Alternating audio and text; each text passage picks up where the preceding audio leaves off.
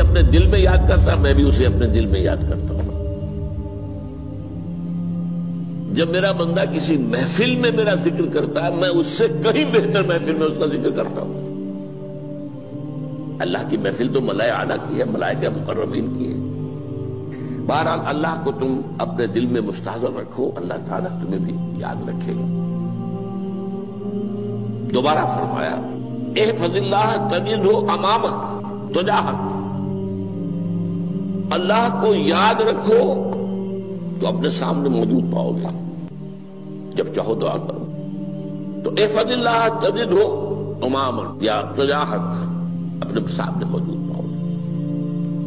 اذا سألت فاسأل اللہ، اب آ گیا وہ مرکزی مضمون۔ دیکھو جب مانگو اللہ سے مانگو، غیر اللہ کے سامنے ہاتھ دراز کرو ہی مت۔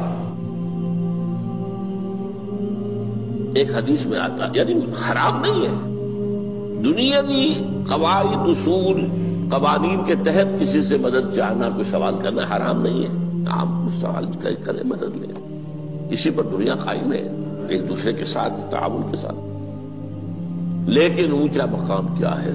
کسی سے سوال مت کرو سوائے اللہ، یہاں تک کہ جوتے باندھنے کا تسمہ تمہیں درکار ہے تو بھی کسی سے مت مانگو، اللہ سے مانگو۔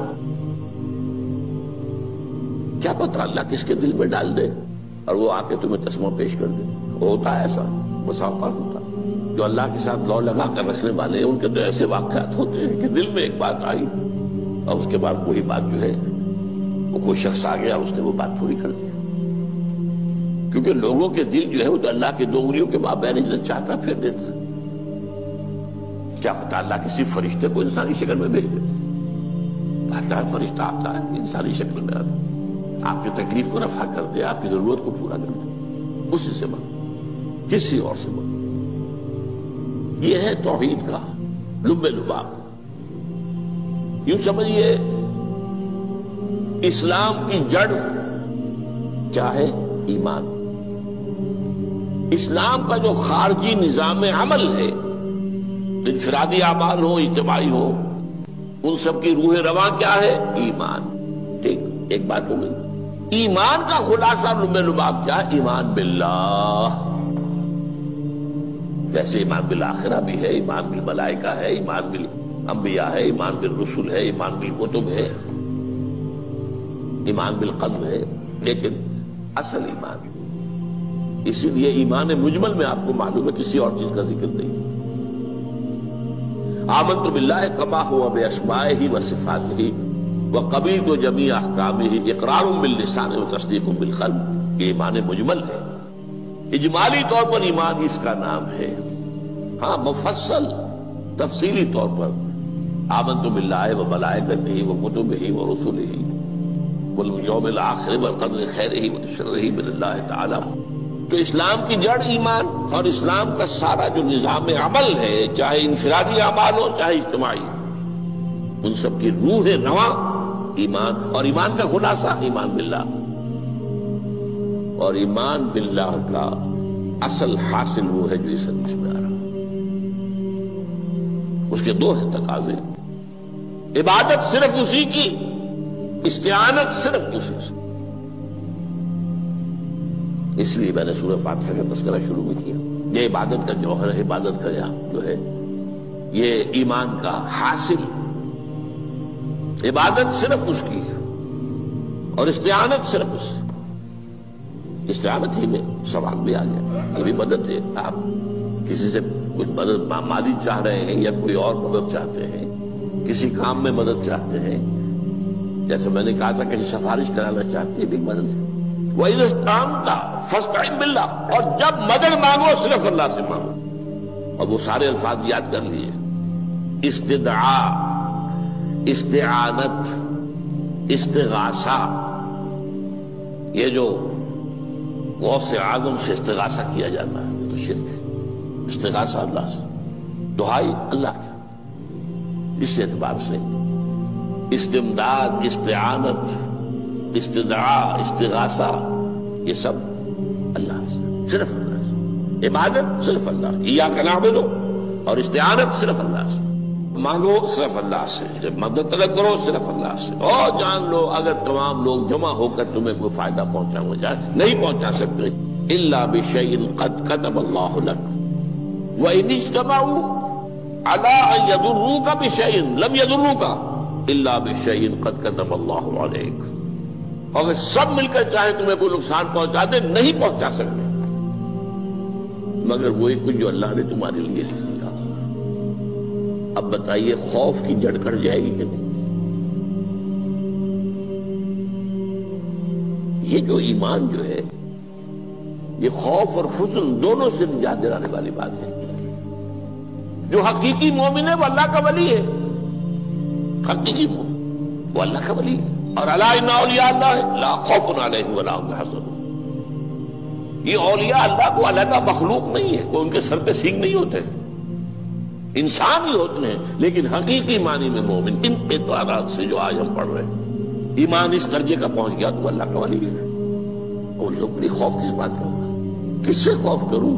اس کے ہاتھ میں کچھ ہے ہی نہیں، اور اگر کچھ اللہ نے میرے لیے لکھ دیا وہ آ کر رہے گا، چاہے میں لاکھ گڑ گڑاؤں اس کے سامنے کہ مجھے چھوڑ دے، اگر اللہ نے لکھا وہ آیا وہ تو آئے گا، تو کاہے کو اس کے سامنے گڑ گڑانا، کاہے کو جبسائی کرنا اس کے سامنے، اور کسی کے ہاتھ میں کچھ ہے ہی نہیں، میرا خیر ہے ہی نہیں، کاہے کو خوشامد کروں اس کی۔ اور سنیے، رفعت الاقلام، دیکھو نوجوان، قلمیں اٹھا لی گئی ہیں، وجفت الصحف، اور جو رجسٹر ہیں صحیفے ان کی سیاہی خشک ہو چکی ہے۔ یہ ہے وہ اللہ کا علم، اس میں ہر شے لکھ دی گئی ہے، اس کی قلم اٹھا لیے گئے۔ جیسے آپ کو معلوم ہے امتحان ہوتا تھا، 3 گھنٹے ختم ہو گئے، اسٹاپ رائٹنگ، بس اب قلم رک جانا چاہیے۔ وہ قلم تو تقدیر کا کاتب جو ہے وہ قلم اس کا اب اٹھا لیا گیا، اور جو صحیفے جن پر لکھا گیا وہ خشک بھی ہو گئے۔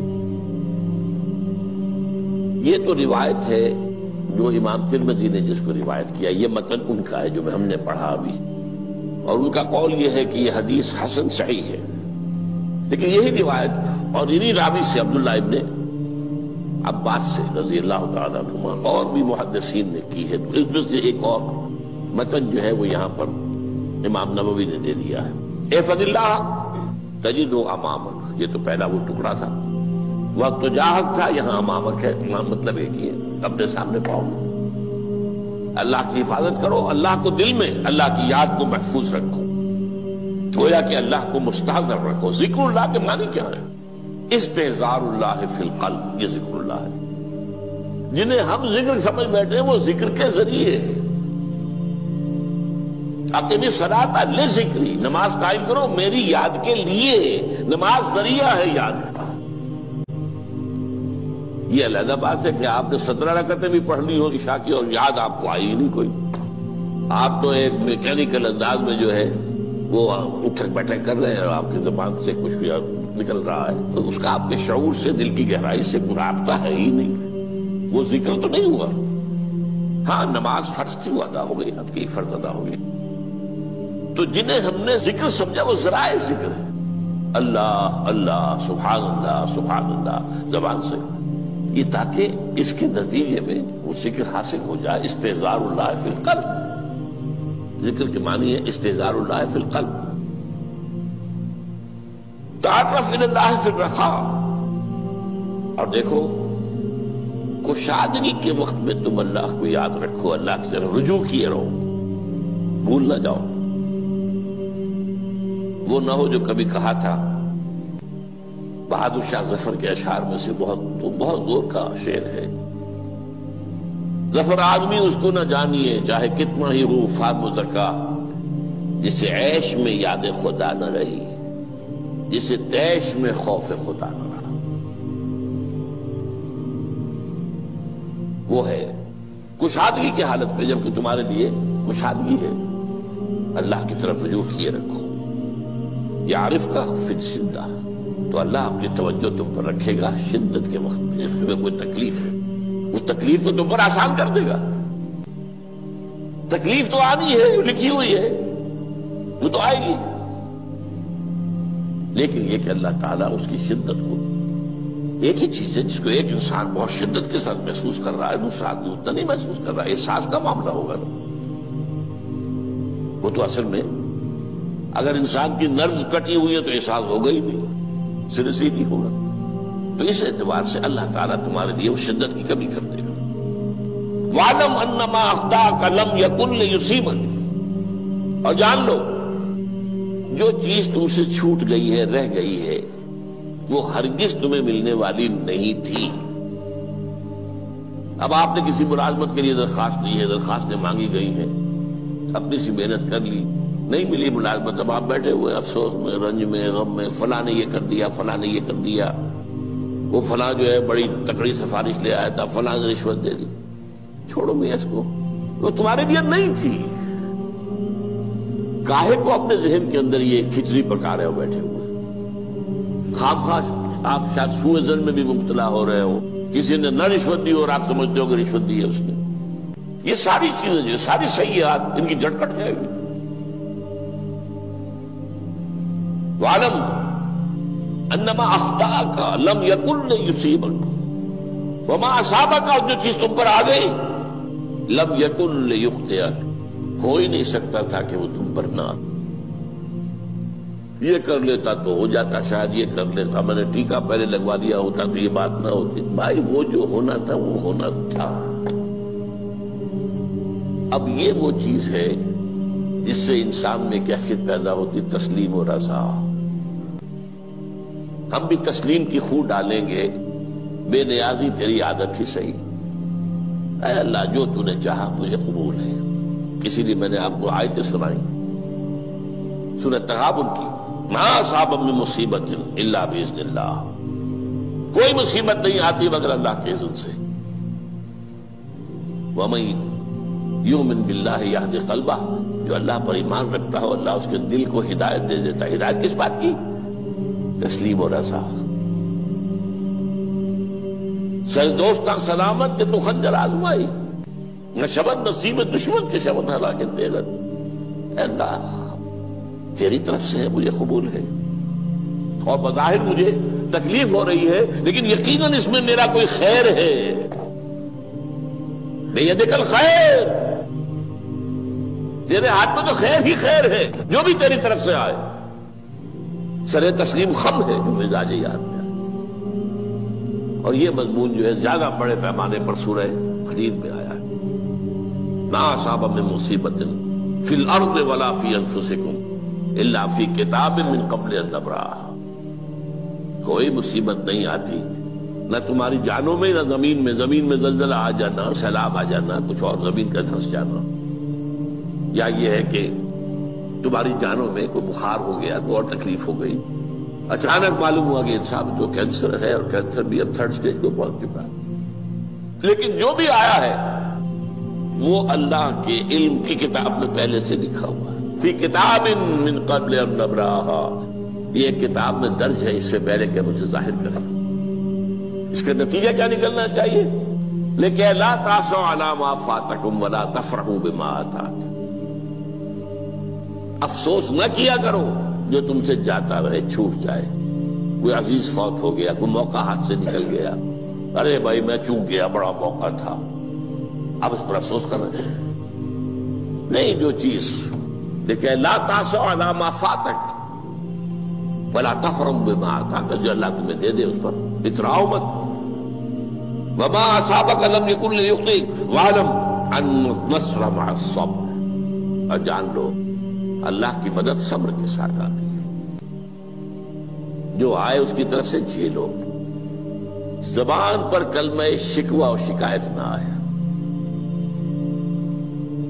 اللہ سے شکایت نہ آئے، تسلیم و رضا، جو تیری رضا ہے۔ تیری صحت ہمیں منظور ہے لیکن اس کو، مولانا محمد علی جوہر ایک مرتبہ جیل میں گئے، ایک بیٹی بیمار ہوئی، فوت ہو گئی، اس کے بعد دوسری مرتبہ پھر جیل میں گئے، دوسری بیٹی کو وہی بیماری ہوئی،